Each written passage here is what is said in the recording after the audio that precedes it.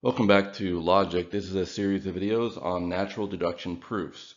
In this video, part 6, we'll look at some sample problems that involve translating from a natural language into logical symbols and then creating a proof with our translation. Let's look at our first sample problem. If people know how to read and they are interested in the history of ideas, then they will discover new truths. If people do not know how to read, then they cannot access the wisdom of thousands of years. But people can access the wisdom of thousands of years. Thus, if they are interested in the history of ideas, then they will discover new truths. So remember, these translation problems, we are given conclusion last. The wording is as straightforward as possible, and we're given a list of capital letters at the end that correspond to the simple propositions in the argument. And we're meant to use the capital letters to translate the simple propositions in the order that they occur in the argument, so that different people working on the same problem can compare their solutions and they should be consistent. Let's begin by looking at the conclusion of the argument. The conclusion indicator word in this case is thus, which is a common conclusion indicator word. Now let's look for the logical operator terms. These are the terms like if, and, or, not that will indicate the logical operators. So you can see we have some if-thens. We're going to use a horseshoe to translate those. We have an and, so we're going to use the dot to translate that. And we have a couple of negations. So now let's look for the first simple proposition in our argument. People know how to read, which we're meant to symbolize with the letter R. And you can see that proposition occurs twice in the argument. The next simple proposition is H. They are interested in the history of ideas. That also occurs twice in the argument. The third simple proposition is they will discover new truths. And lastly, we have they can access the wisdom of thousands of years. So notice in the third sentence, it begins with the word but. The word but can also be used as a logical operator where it can have the same meaning as and. In this case, it's just being used to link together different premises of the argument as if to say, and this premise is also true, but we don't need to translate it. It's not performing a logical role. Now that we've identified our logical operators and simple propositions, let's start putting this into symbolic form. The first premise is if people know how to read and they are interested in the history of ideas, then they will discover new truths. Because we have both the if then and the and, we know there's going to be two logical operators, the horseshoe for if then and the dot for and. However, you might be confused about which is the main operator. The clue with if then is that if you have both if and then whatever happens between the if and the then, whatever is between the if and the then, will all be part of the antecedent before the horseshoe. Because if and then are like bookends on the antecedent. In this case, the and is between if and then. So the and has to go before the horseshoe. It's going to be part of within the antecedent. So we can put the conjunction in parentheses. The horseshoe is going to be the main operator. Now let's look for our second premise. We have a couple of negations here. And we have to pay careful attention to where those negations are spaced. So because the first negation is between if and then, if people do not know how to read then, we know that the negation is not going to negate the entire conditional. It's only going to negate the antecedent. If that negation were intended to negate the entire conditional, the entire if-then statement, then the negation would have to be before the if. It would be something like, it is not the case that if people do know how to read. Then you could apply that negation to the entire horseshoe. You would have to put it outside of parentheses. However, in this case, it's only negating the antecedent. Notice we also have another negation in the consequent. Because it's following then, we know that it has to only apply to the consequent and not to the entire conditional. Now let's look for the third premise of our argument. This is just a simple proposition. You'll notice people can access the wisdom of thousands of years. There are no logical operator terms in that premise, so we can just use the simple proposition W. And finally, our conclusion, which is a conditional. If they're interested in the history of ideas, then they will discover new truths. So let's think about how to start our proof. We're trying to prove H horseshoe D. If H, then D. So it's a good strategy to look for where that conclusion occurs in your premises, or the closest you can find to it. You'll notice on line 1, we have H and D separated by a horseshoe, but there's also the R. So H is in a conjunction with R, but that gives us a clue for how we can work closer towards our conclusion. There is a rule that would allow us to perform a function on rule 1 that would transform it, or sorry, on premise 1, that would transform it into a conditional that has H horseshoe D by itself as the consequent. And that rule is exportation. So you'll notice we have not gotten H horseshoe D by itself, and that's what the conclusion is supposed to be. But in a sense, we've gotten closer to it. Because if you look at line 4, now H horseshoe D is one expression as the consequent of that conditional. So it's a good thing to try even if you weren't sure exactly how to get the rest of the way. Now what we're trying to do now is we're trying to get rid of the R. You can think of it as getting rid of that antecedent, just ending up with the consequent.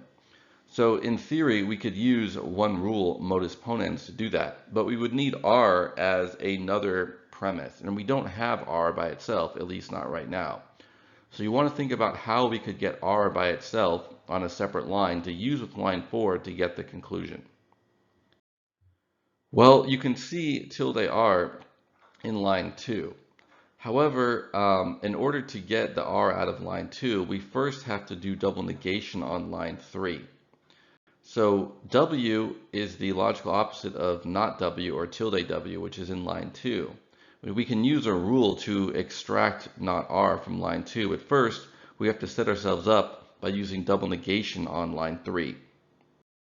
And perhaps you're able to see it already, but now we're able to use modus tollens on lines 2 and 5. So modus tollens has one proposition that's a horseshoe. The other proposition is the negation of the consequent of that horseshoe. So now we have tilde tilde R. That's not exactly what we were looking for. We're looking for R by itself, but there's a simple rule we can use to get R from line 6. And that is double negation. So now we've set ourselves up to derive the main conclusion of our argument. And this is an example of how you may not be able to see the end at first. Perhaps you saw it instantly. But in general, when you have a conclusion that is only some of the simple propositions in your premises, you can think of it as strategizing for how to get rid of the other simple propositions. What rules can you use to just focus on what is supposed to be in the conclusion? And let's look at our second sample problem. If the world's population continues to grow, then if birth control measures are made available in every country, then the world's population will not continue to grow. Hence, if the world's population continues to grow, then birth control measures are not made available in every country.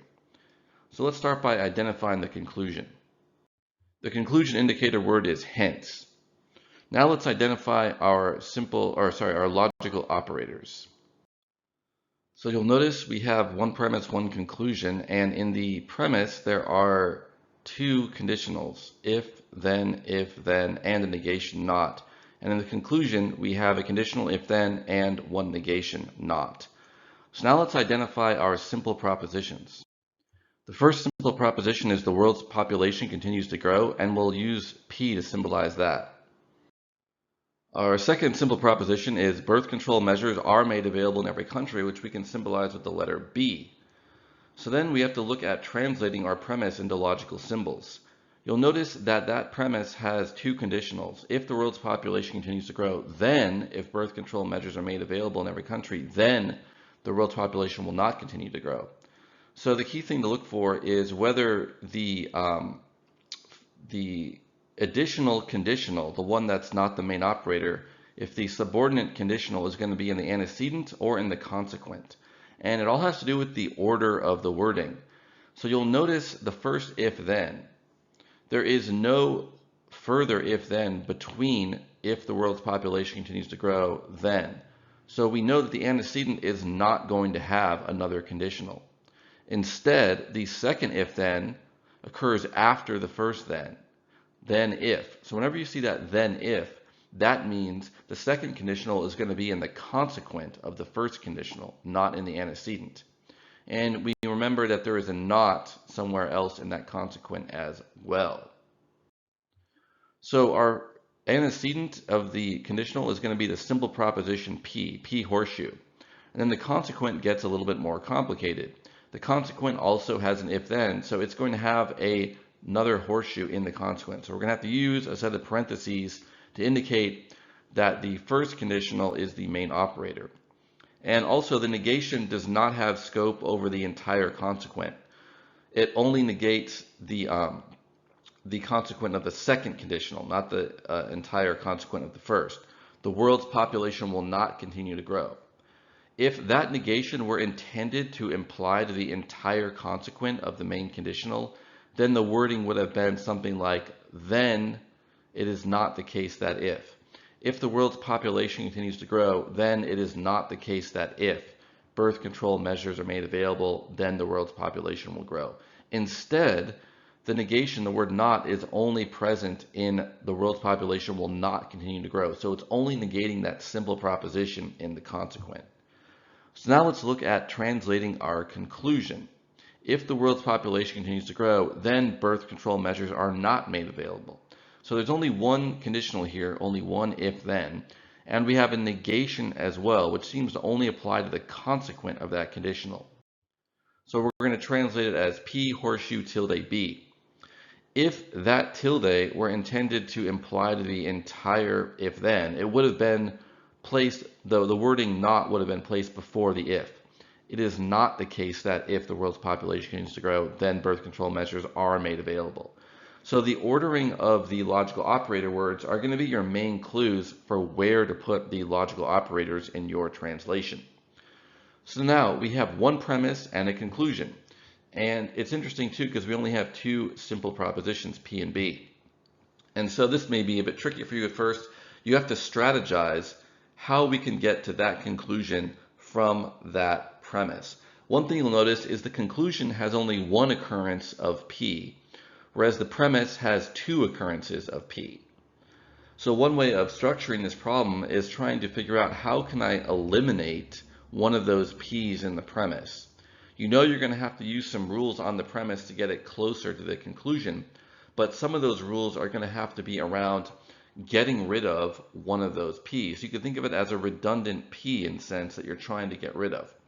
So what rule can you use to eliminate a duplicate of a simple proposition or of any proposition? That rule is tautology. So we cannot use tautology directly on the premise. What our strategy should be is setting ourselves up to get those two P's closer together, joined by one operator, and then we could use tautology on them, assuming we have either a dot or a wedge between them. So our first move is going to be just to try to figure out a rule to get the two P's closer together. You'll notice if we use transposition on the consequent of the conditional in the premise, so transposition allows us to flip the order of antecedent and consequent, we can get the two P's physically closer together. And transposition requires us to add or subtract a tilde from both sides when we flip the order of antecedent and consequent. Because the consequent of this initial conditional, B horseshoe tilde P, only has a tilde on the consequent, tilde P, we have to add a tilde to both antecedent and consequent when we make the flip.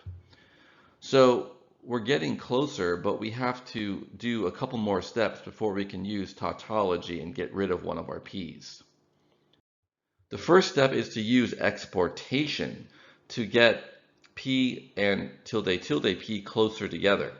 You'll remember that exportation allows you to take the consequent of a second or embedded conditional and put it back into the antecedent with a dot joining them together. So that's exactly what we've done here. However, we're still not entirely set up to use tautology to get rid of one of the P's. There's one more step we have to use first, and that is double negation. So basically we have to use double negation on the second conjunct from line 3 to get P dot P horseshoe tilde B. And you'll notice that then we have P dot P, that expression does fit the tautology rule. And once we use tautology, we are done. The parentheses drop away because we no longer need them. We only have a simple proposition P in our antecedent.